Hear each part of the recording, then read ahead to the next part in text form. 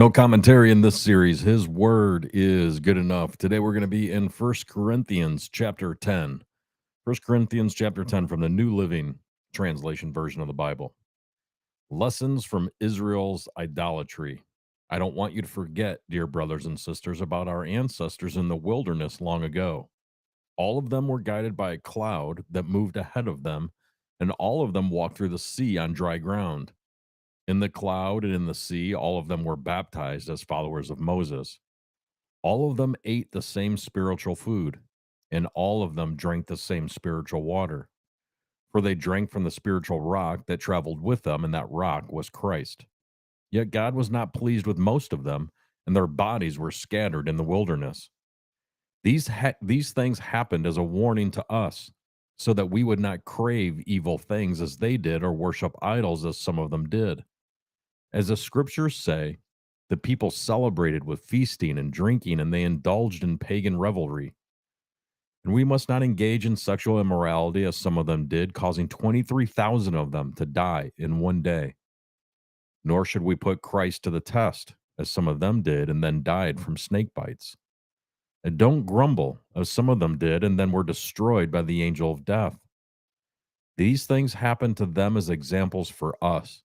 They were written down to warn us who live at the end of the age. If you think you are standing strong, be careful not to fall. The temptations in your life are no different from what others experience. And God is faithful. He will not allow the temptation to be more than you can stand.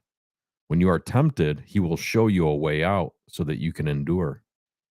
So, my dear friends, flee from the worship of idols. You are reasonable people. Decide for yourselves if what I'm saying is true. When we bless the cup of the Lord's table, aren't we sharing in the blood of Christ? And when we break the bread, aren't we sharing in the body of Christ? And though we are many, we all eat from one loaf of bread, showing that we are one body. Think about the people of Israel. Weren't they united by eating the sacrifices at the altar? What am I trying to say? Am I saying that food offered to idols has some significance or that idols are real gods? No, not at all. I am saying that these sacrifices are offered to demons, not to God. And I don't want you to participate with demons. You cannot drink from the cup of the Lord and from the cup of demons too. You cannot eat at the Lord's table and at the table of demons too. What? Do we dare to rouse the Lord's jealousy? Do you think we are stronger than He is? You say, I'm allowed to do anything, but not everything is good for you. You say, I'm allowed to do anything, but not everything is beneficial. Don't be concerned for your own good, but for the good of others. So you may eat any meat that is sold in the marketplace without raising questions of conscience. For the earth is the Lord's and everything in it. If someone who isn't a believer asks you home for dinner, accept the invitation if you want to. Eat whatever is offered to you without raising questions of conscience. But suppose someone tells you, this meat was offered to an idol. Don't eat it, out of consideration for the conscience of the one who told you. It might not be a matter of conscience for you, but it is for the other person. For why should my freedom be limited by what someone else thinks? If I can thank God for the food and enjoy it, why should I be condemned for eating it? So whether you eat or drink or whatever you do it all for the glory of God.